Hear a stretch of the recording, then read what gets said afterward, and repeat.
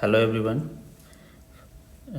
Today we will see Thevenin theorem, one of the most important theorem in electrical engineering. इसको हम details में देखेंगे क्या है। तो सबसे पहले हम इसका स्टेटमेंट लिख लेते हैं कि ये क्या कहता है Thevenin theorem.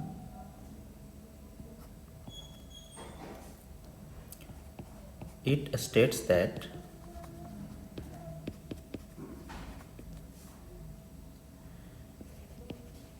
any linear bilateral active network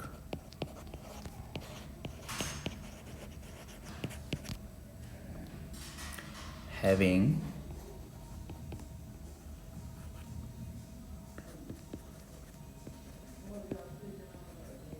terminal A and B, let us say terminal A and B, can be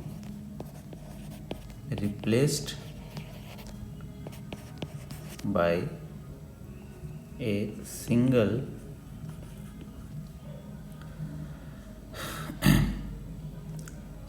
source of EMF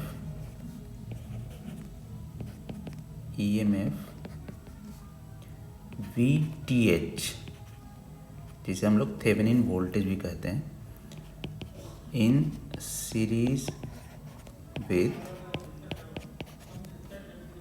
a single resistance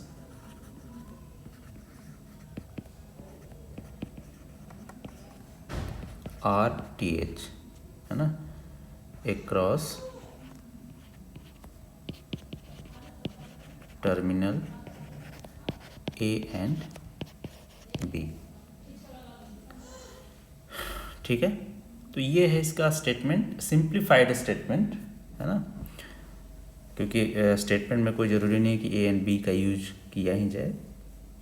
तो ये सिंप्लीफाइड स्टेटमेंट है कि कोई भी एक नेटवर्क है, कैसा नेटवर्क होना चाहिए, linear bilateral and active network. तो उस नेटवर्क को आप रिप्लेस कर सकते हैं एक सिंगल सोर्स जिसका वोल्टेज VTH है, थेवेनिन वोल्टेज को हम लोग कहते हैं, and in series with a single resistance RTH, Thevenin resistance, उस टर्मिनल A एंड B के क्रॉस। अब कैसे इसको हम लोग समझें, तो चलिए, सपोज ये एक कोई नेटवर्क है ना, इस नेटवर्क को हम बॉक्स में से बना कर दिखा सकते हैं। ये है नेटवर्क और ये दो टर्मिनल इसके हैं, एक A और एक B। ठीक है, अब टर्मिनल क्या है, ये क्यों है, इसको हम और डिटेल्स में समझेंगे जब हम कोई एग्जांपल लेंगे, उसको सोल्व करेंगे, तब क्लियर होगा, है ना। ये हमारा एक कैसा नेटवर्क है, लीनियर बाइलेटरल एक्टिव नेटवर्क, ऐसा हमारा है। और ये जो टर्मिनल A एंड B है, ये किस लिए है, किसी लोड को कनेक्ट करने के लिए, है ना। जैसे एक यहाँ पे लोड है R। अब मैंने बताया था आपको कि R, ये लोड को कैसे समझ सकते हैं आप, फॉर एग्जांपल बल्ब है ना, तो आप समझ सकते हैं, जिसको हम RL कह देते हैं। तो इस नेटवर्क को आप रिप्लेस कर सकते हैं, कैसे, एक वोल्टेज सोर्स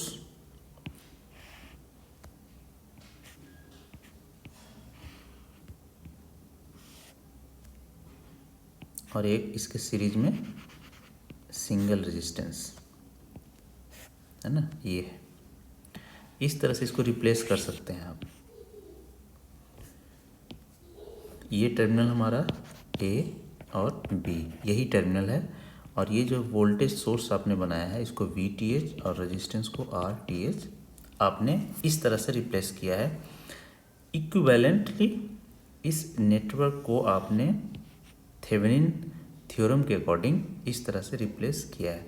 और रेजिस्टेंस, जो लोड रेजिस्टेंस है, वो अभी भी यहीं पे है, आप इसको जब चाहें इसको लगा सकते हैं एनालिसिस के लिए।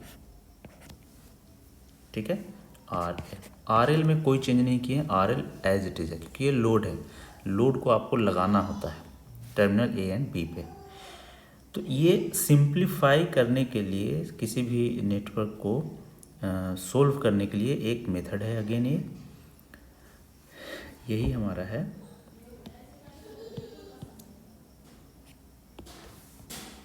ये जो हमारा नेटवर्क बना है यहाँ पे से, यही है थेवेनिन इक्विवेलेंट। इसको हम लोग क्या कहते हैं? Thevenin equivalent. ठीक है, जिसमें VTH एंड RTH। जहाँ पे VTH RTH क्या है, इसको हम लोग लिख लेते हैं, है ना, क्योंकि वही इम्पोर्टेंट है इसमें। वेयर VTH, इसे हम लोग कहते हैं ओपन सर्किट वोल्टेज, है ना। सबसे पहले तो इसे थेवेनिन वोल्टेज भी कहते हैं, थेवेनिन वोल्टेज, है ना। तो थेवेनिन वोल्टेज है क्या? बेसिकली ये है open circuit voltage, open circuit voltage across A and B. ठीक है। RTH ये क्या है? RTH को हम लोग कहते हैं Thevenin resistance.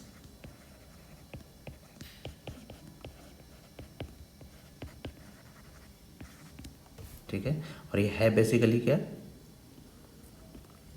Resistance of network, और बेसिकली आप कहें इक्विवेलेंट रेजिस्टेंस, है ना, equivalent resistance of network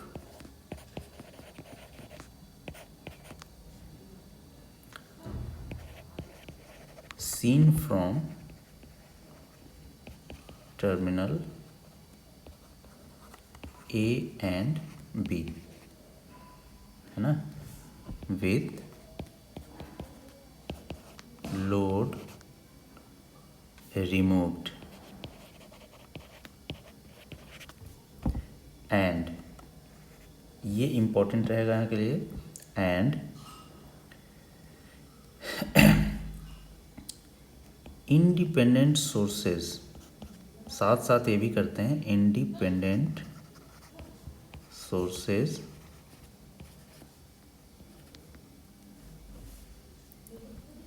are replaced by their internal resistance, internal resistance. मतलब है कि जब RTH आप कैलकुलेट करेंगे A और B से देखकर कि कितना इक्विवेलेंट रेजिस्टेंस है आपके पास, उस समय जितने भी इंडिपेंडेंट सोर्सेज हैं, है ना, जैसे इंडिपेंडेंट वोल्टेज सोर्स और इंडिपेंडेंट करंट सोर्स, उसको डीएक्टिवेट करना है। मैंने बताया था डीएक्टिवेट का मतलब क्या होता है ना।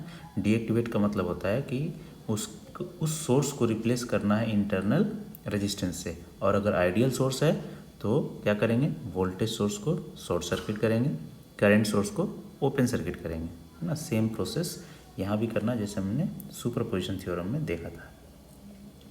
तो ये होता है VTH एंड RTH। तो आपको बेसिकली यही दोनों कैलकुलेट करना है इस थ्योरम में, जो इम्पोर्टेंट है, और इसी के लिए हम लोग ये सब आगे एग्जाम्पल लेकर समझेंगे। ठीक है। तो एक और चीज़ आप यहाँ पे लिख सकते हैं नोट करके, if there is no independent source present in the circuit,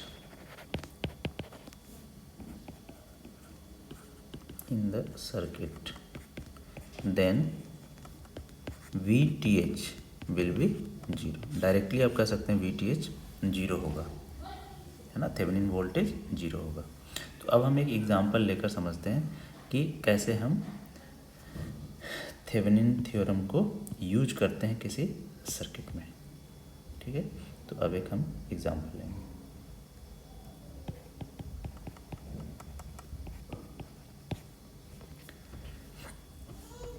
एक सर्किट हम लेते हैं, रजिस्टर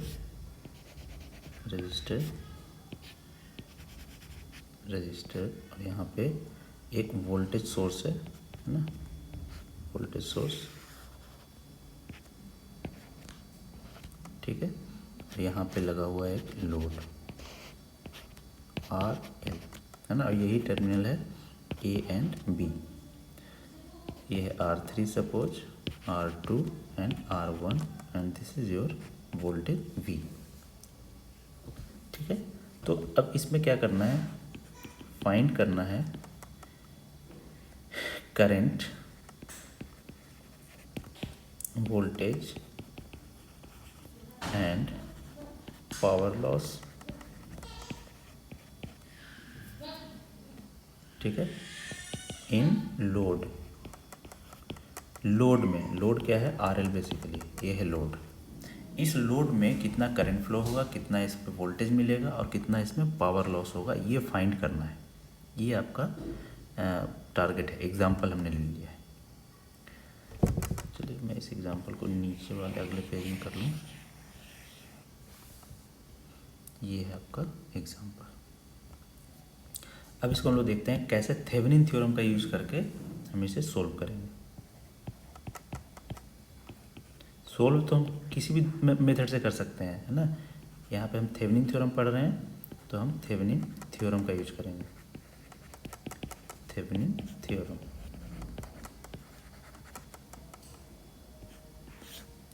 ठीक है। देखिए फर्स्ट स्टेप क्या है, जो स्टेप 1 है, स्टेप 1, सबसे पहले आप लोड को हटाकर वहाँ पर ओपन कर दीजिए उस टर्मिनल को, है ना। रिमूव लोड रेजिस्टेंस RL, इसको आप रिमूव कर दीजिए। ठीक है, तो रिमूव करने के बाद जो सर्किट आपका बनेगा वो कैसा बनेगा, वो हम बना रहे हैं।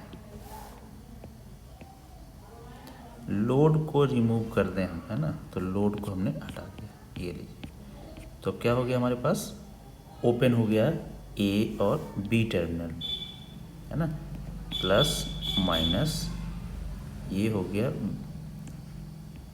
इसको दूसरे कलर से लिख दूँ, VOC, है ना, और VTH, है ना। अब मैंने लिख दिया था इससे पहले कि VOC VTH है क्या, देखिए यहाँ पे VTH क्या है, open circuit voltage across terminal A and B। उसी को हम VOC भी लिख सकते हैं। OC का मतलब ओपन सर्किट, तो VOC हमने लिखा है, इसी को आपको समझना है VTH। ठीक है।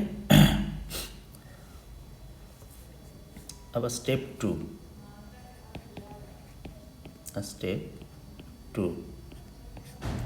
क्या करना है, फाइंड ओपन सर्किट वोल्टेज,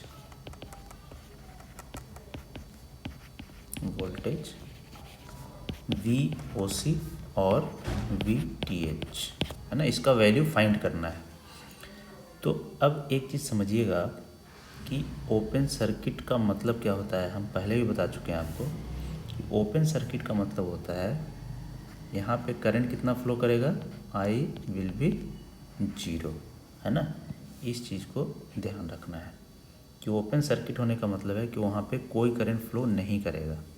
इसका मतलब है कि ये जो वोल्टेज सोर्स है हमारा, वोल्टेज सोर्स जो भी करंट देगा, है ना, सर्किट में, वो इधर तो जाएगा नहीं, है ना, इधर नहीं जाएगा, क्योंकि इधर कितना है, I = 0 है, तो सारा का सारा करंट इधर चला जाएगा। ठीक है, कोई करंट जाएगा ही नहीं इसमें, इसमें कोई करंट नहीं जाएगा क्योंकि आगे ओपन है। करंट को फ्लो करने के लिए क्लोज पाथ होना चाहिए ना, इलेक्ट्रॉन जाएगा फिर वापस आएगा, तो वो यहाँ नहीं पॉसिबल है। तो करंट इसी में फ्लो करता रहेगा, है ना। इसको हम कह देते हैं आई नॉट। तो सबसे पहले आप क्या करेंगे, इस आई नॉट का वैल्यू फाइंड करेंगे VOC फाइंड करने के लिए, है ना। देखिए अब टारगेट आपका क्या है, VOC फाइंड करना, ओपन सर्किट वोल्टेज। तो अब बताइए ओपन सर्किट वोल्टेज यहाँ पे उतना ही होगा जितना इसके क्रॉस होगा वोल्टेज। क्यों, चलिए अगर किसी को मान लिया दिक्कत है कि ओपन सर्किट वोल्टेज कैसे फाइंड करें, तो क्या करेंगे आप इस सर्किट में KVL इक्वेशन अप्लाई कर देंगे, है ना। इस सर्किट में KVL इक्वेशन अप्लाई करेंगे। तो चलिए स्टार्टिंग में हम वही करते हैं, KVL इक्वेशन अप्लाई करते हैं। बाद में जब प्रैक्टिस हो जाएगा तो आप डायरेक्टली बता पाएंगे कि ओपन सर्किट वोल्टेज वही होगा जो R2 के क्रॉस वोल्टेज होगा, ठीक है ना। तो सबसे पहले हम क्या करते हैं, इसमें इस लूप में, है ना, लूप 1 सपोज हम इसको नाम दे दें, इसमें हम KVL अप्लाई करेंगे। KVL अप्लाई करने से पहले हम ये तो पता कर सकते हैं कि आई नॉट इसमें कितना फ्लो हो रहा है ना, ये हम पता कर सकते हैं। तो बताइए आई नॉट करंट कितना फ्लो होगा, V divided by R1 plus R2, voltage divided by total resistance जो सीरीज में है, और जिस रेजिस्टेंस में करंट फ्लो हो रहा है उसी को लेना है। R3 में करंट फ्लो ही नहीं हो रहा है ना, तो उसको हम नहीं कंसीडर करेंगे। अब हम क्या करेंगे कि अप्लाई KVL इन लूप 1, ठीक है।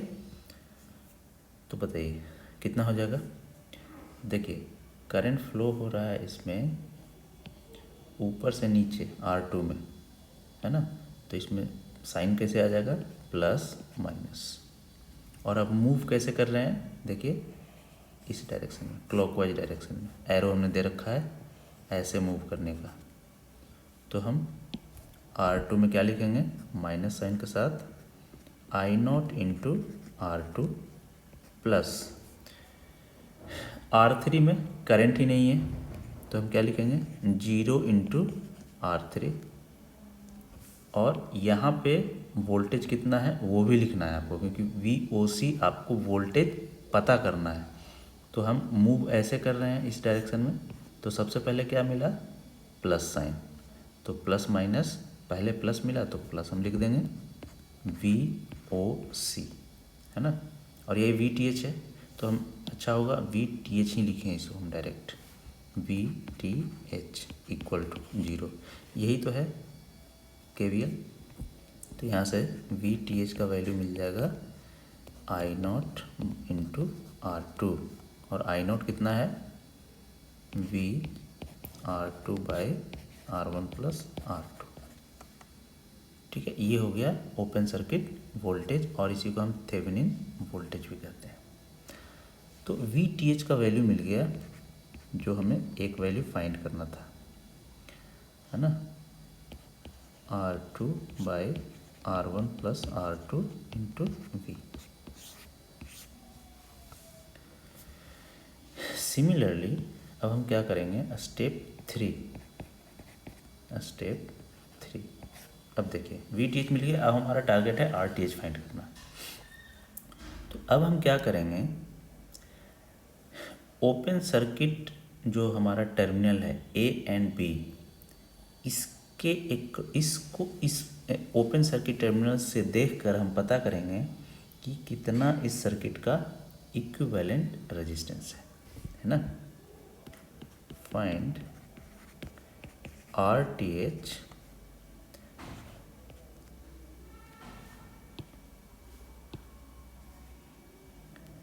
कहाँ पर, RTH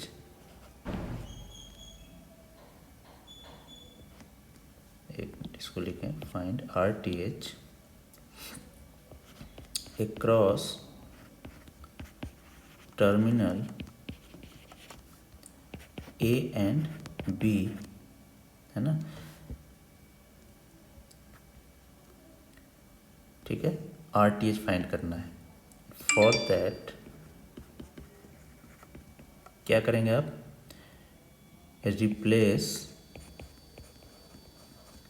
ऑल इंडिपेंडेंट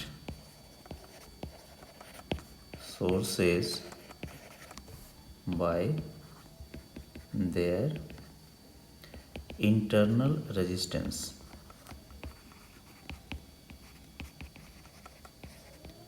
ठीक है, इंटरनल रेजिस्टेंस से उसको रिप्लेस करना है। तो बस अब हम सर्किट को बनाएंगे, इसी सर्किट को। ठीक है, तो ये हमारा सर्किट है, ठीक है ना। चलिए, ये यहाँ पे ए एंड बी ऐसे था। हमें क्या करना है कि इस ए एंड बी टर्मिनल से देखकर, है ना, आप यहाँ से देखेंगे। ठीक है, यहाँ से आपको देखना है, ऐसे यहाँ से देखना है, और देखकर आपको बताना है कि इक्विवेलेंट रेजिस्टेंस कितना होगा ए और बी टर्मिनल के अक्रॉस। साथ साथ और क्या करना है, ये जो वोल्टेज है ना, हमें पता है कि जो भी यहाँ वोल्टेज है वो सब क्या है, आइडियल वोल्टेज है। तो आइडियल वोल्टेज सोर्स का इंटरनल रेजिस्टेंस 0, इसका मतलब ये हो जाएगा शॉर्ट सर्किट। ये शॉर्ट सर्किट हमने कर दिया। अब यहाँ पे इस ए और बी के क्रॉस देखेंगे तो आपको क्या पता चल रहा है कि R1 एंड R2 आपस में पैरेलल है ना, और वो पैरेलल कम्बिनेशन इस R3 के साथ सीरीज में है। ये आपको दिख रहा है सर्किट से। तो यहाँ से यही RTH आपको मिलेगा।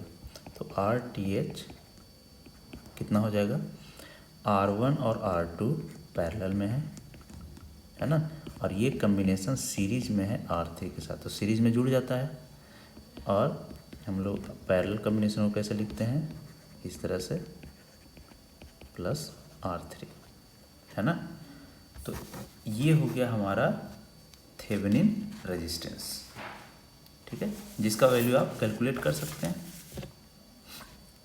जो कैलकुलेट करेंगे तो ये आ जाएगा R1 R2 plus R2 R3 plus R3 R1 divided by R1 plus R2। तो ये हो गया थेवेनिन रेजिस्टेंस। तो ये ध्यान रखना है कि थेवेनिन रेजिस्टेंस फाइंड करने टाइम पे आपको जितने भी इंडिपेंडेंट सोर्सेज हैं उसको डीएक्टिवेट करना है। एंड स्टेप 5, अब स्टेप 5 क्या हो गया, सॉरी स्टेप 4, इसमें क्या करेंगे, अब हम उस लोड को कनेक्ट कर देंगे, है ना।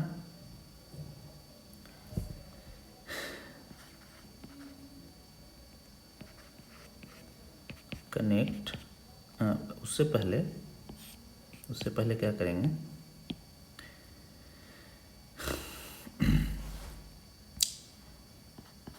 ड्रॉ इक्विवेलेंट थेवेनिन इक्विवेलेंट, है ना, draw Thevenin equivalent circuit and connect load. RL जो है लोड, वो कनेक्ट करना है। तो अब थेवेनिन इक्विवेलेंट कैसे बनाते थे, ये हो गया, यही है हमारा टर्मिनल A एंड B, ये है RTH और ये है VTH। अब यहाँ पे लोड जो भी आपका था उसको कनेक्ट कर देना है, RL। ठीक, अब VTH का वैल्यू पता है आपको, RTH का वैल्यू पता है, तो मैं उसको वैल्यू नहीं लिखूँगा। अब मैं डायरेक्ट इसमें करंट का वैल्यू फाइंड करूँगा, कितना करंट फ्लो करेगा, है ना। IL लोड करंट कितना हो जाएगा, voltage divided by total resistance, क्योंकि ये टोटल रेजिस्टेंस सीरीज में है तो ये ऐसे है ना। हाँ, यहाँ पे वेरिएबल वैसा कुछ हमने बनाया नहीं है, इसलिए वेरिएबल बनाने की ज़रूरत नहीं है। RL ऐसे, तो ये इतना करंट फ्लो करेगा। सो वोल्टेज अक्रॉस RL के अक्रॉस वोल्टेज कितना डेवलप होगा, जिसको हम लिखें VL, कितना हो जाएगा, जितना करंट उसमें फ्लो हो रहा है जितना उसमें रेजिस्टेंस है। ठीक है, तो ये मिल जाएगा VTH by RTH plus RL into RL, इतना वोल्टेज मिल गया। अब पावर लॉस इन RL, ये कितना हो जाएगा, इसको हम PL कहें तो IL स्क्वायर इंटू RL, है ना। IL भी पता है आपको, तो आसानी से आप सारा चीज़ फाइंड कर सकते हैं। तो ये था थेवेनिन थ्योरम, और उसको हम अप्लाई कैसे करते हैं वो हमने देखा। ठीक है, थैंक यू।